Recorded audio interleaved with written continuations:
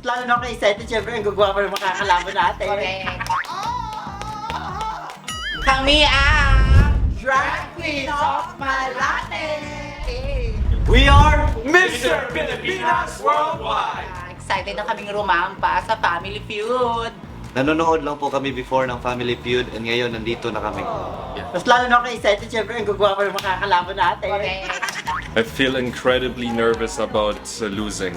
Hindi kayo mananalo sa amin pagdating sa tanungan at sagutan. I have never won.